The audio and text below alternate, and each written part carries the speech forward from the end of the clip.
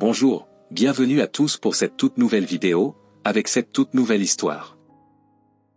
Un soir de 1990, un couple attendait à la maison le retour de leur fille de 9 ans qui était partie assister à un match de baseball pour dîner ensemble. Ce soir-là, elle avait informé ses parents qu'elle irait voir un match de baseball avec ses amis et qu'elle rentrerait ensuite. Ses parents avaient donné leur accord sans se douter qu'il pourrait lui arriver quelque chose de mal.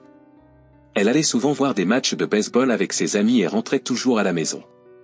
Mais ce soir-là était différent. La fille est partie et n'est jamais revenue. 9 ans se sont écoulés sans qu'elle ne réapparaisse. Puis, après ces 9 longues années, elle a réapparu, révélant l'enfer qu'elle avait vécu. Dans une belle ville entourée de montagnes et de nature appelée Sanjo, située au Japon, vivait une petite fille nommée Fusako Sano.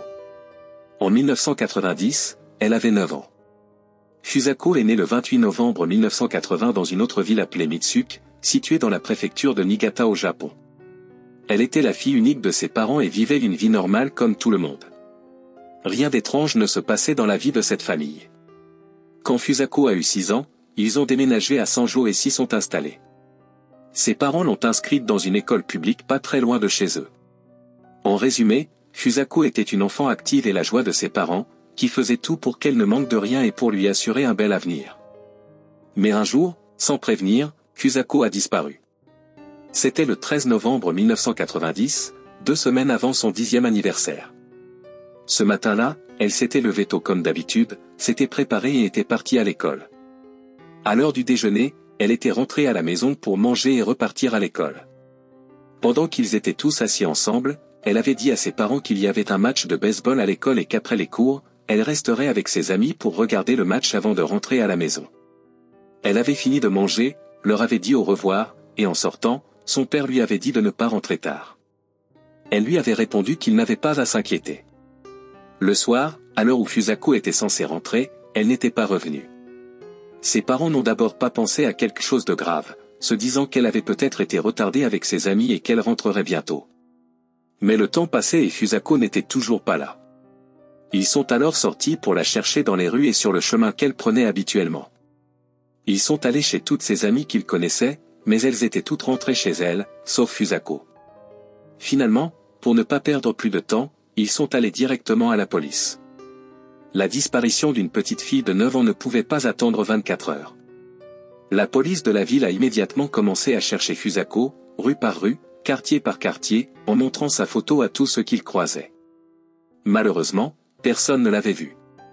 Ils ont affiché des posters avec sa photo et ses informations partout dans la ville. Ce n'était pas seulement la police qui la cherchait, mais aussi les habitants de la ville qui avaient entendu parler de sa disparition. La recherche de Fusako a été l'une des plus grandes opérations de recherche de l'histoire du Japon. Ses parents étaient dévastés, ne sachant pas où elle était, qui l'avait prise, ce qu'elle faisait, si elle était vivante ou morte. Les jours passaient et tout le monde cherchait sans succès.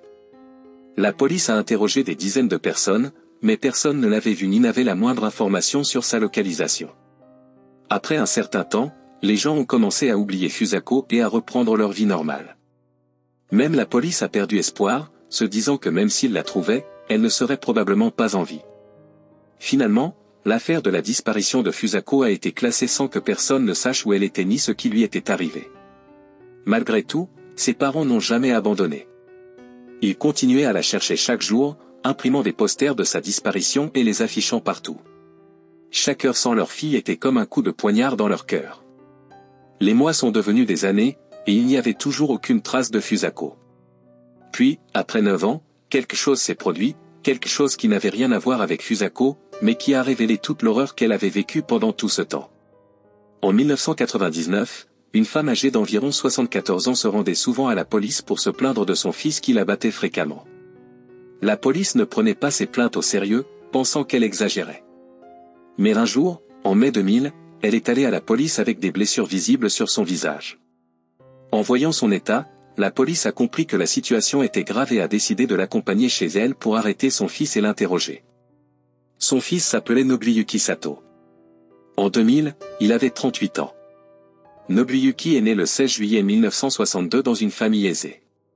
Son père avait été marié auparavant et avait 5 enfants. Il avait divorcé de sa première femme et s'était remarié, donnant naissance à Nobuyuki. Sa mère était beaucoup plus jeune que son père. Lorsqu'elle a donné naissance à Nobuyuki, elle avait 37 ans et son père en avait 64. Cette famille, comme je l'ai mentionné, était aisée. Son père possédait une grande entreprise de transport et gagnait beaucoup d'argent. Nobuyuki a grandi dans le luxe, ne manquant de rien. Peu importe ce qu'il faisait, il n'était jamais puni pour ses erreurs. Il était du genre à se rouler par terre et pleurer pour obtenir ce qu'il voulait. Cette éducation laxiste a eu de graves conséquences sur sa vie. À l'école, il n'avait pas d'amis à cause de son mauvais caractère. Il se mettait en colère pour un rien et voulait toujours imposer son point de vue, ce qui éloignait les autres enfants. À l'âge de 10 ans, ses parents ont construit une grande maison en ville. Ils lui ont donné une grande chambre luxueusement meublée, mais il n'aimait pas y dormir seul. En grandissant, son caractère est devenu de plus en plus difficile. Il était très nerveux et souriait rarement. Ses parents ont remarqué cela et ont décidé de l'emmener chez un psychologue. Après des tests, ils ont découvert qu'il souffrait de nombreux troubles psychologiques, comme la nyctophobie, peur du noir, et la misophonie, phobie sociale. À l'adolescence, les autres élèves de son école se moquaient de lui, mais il ne réagissait pas. Pour évacuer sa frustration, il rentrait chez lui et se défoulait sur ses parents, qui essayaient de le calmer en lui offrant de l'argent et des cadeaux. Il pensait que l'argent pouvait tout résoudre, mais ils avaient tort. Après avoir quitté l'école, il a travaillé dans l'entreprise de son père, mais il se disputait constamment avec les employés. Son père ne pouvait pas le renvoyer, alors un jour, Nobuyuki a décidé de quitter l'entreprise de lui-même. Il a ensuite travaillé dans une autre entreprise, mais le même scénario s'est répété.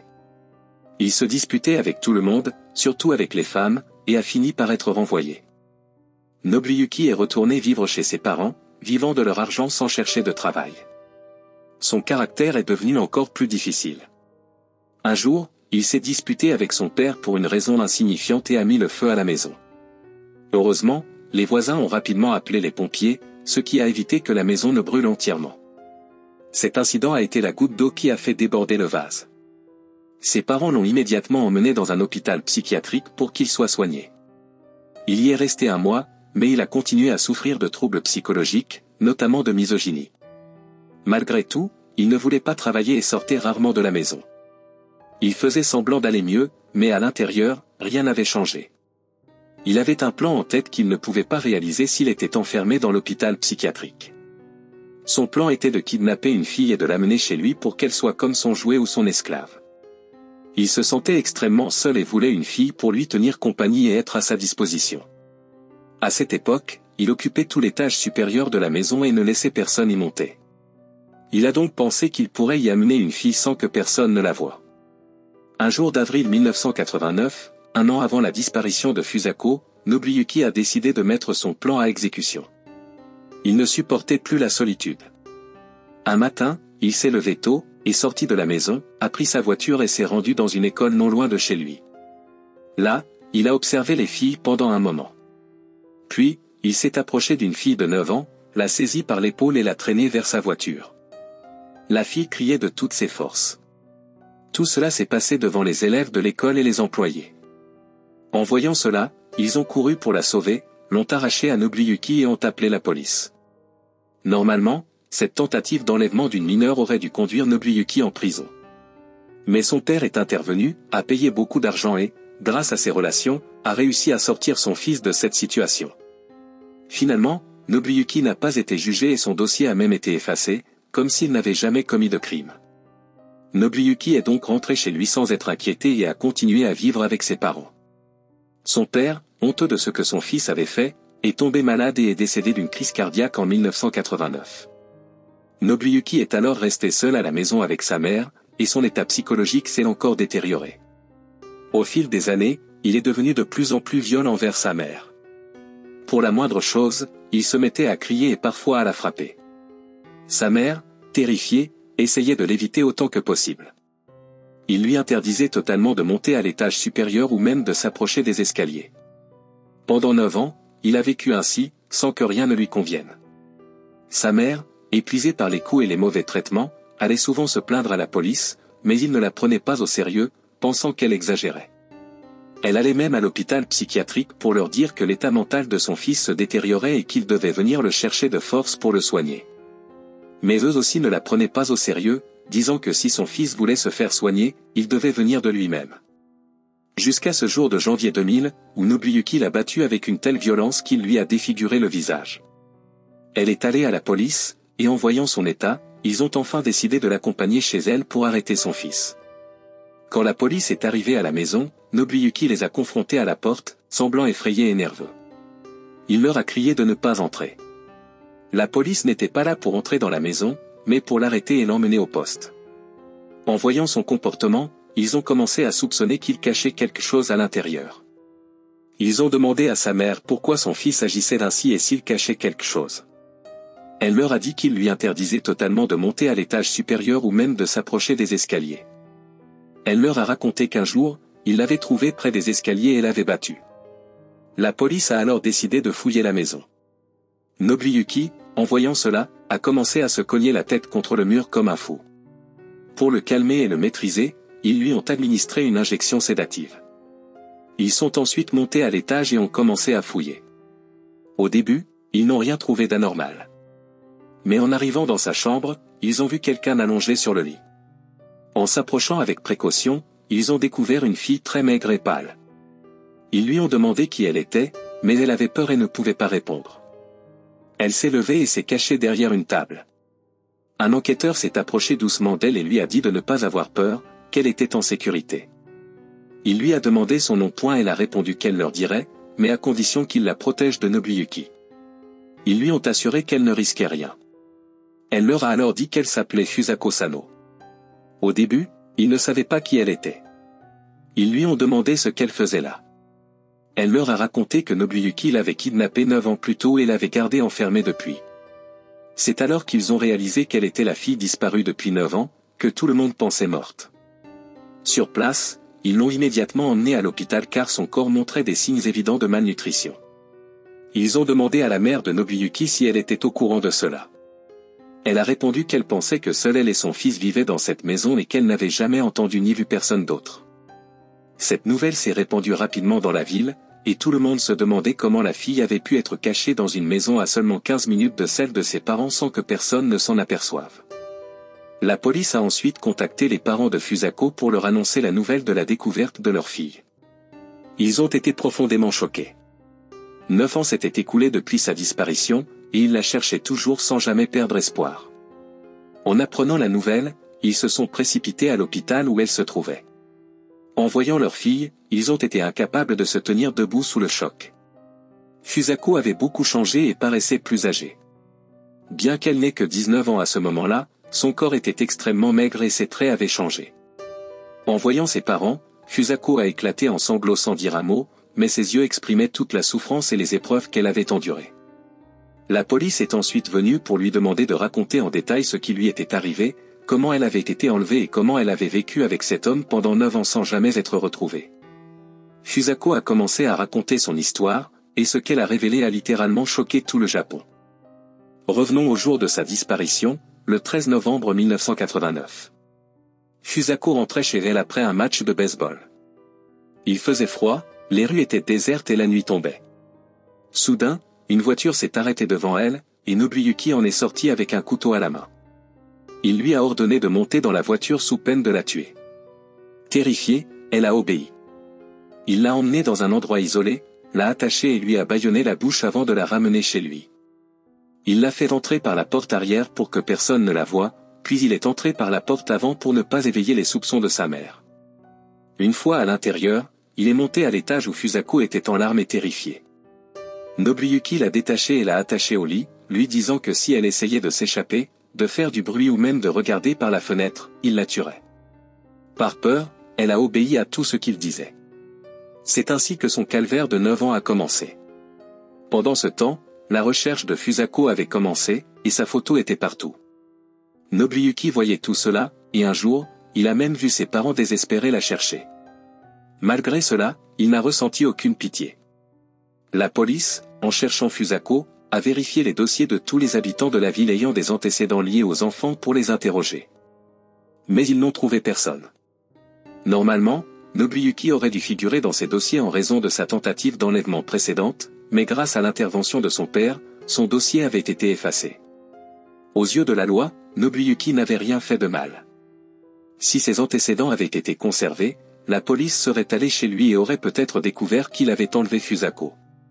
Fusako est restée chez lui pendant 9 ans. Au début, elle pensait qu'il se lasserait et la laisserait partir, mais ce n'est pas ce qui s'est passé. Lorsqu'il l'a enlevée, il l'a attachée si fort que ses mains et ses pieds étaient engourdis. Il ne l'a jamais agressée sexuellement car ce n'était pas ce qu'il cherchait. Il voulait juste un jouet pour lui tenir compagnie. Il lui donnait à manger 2 fois par jour et lui interdisait d'aller aux toilettes, lui fournissant des sacs en plastique à la place. 1 fois par mois, il la lavait et lui coupait les cheveux. Malgré tout cela, elle n'a jamais pensé à s'échapper ou à regarder par la fenêtre. Elle était devenue totalement obéissante.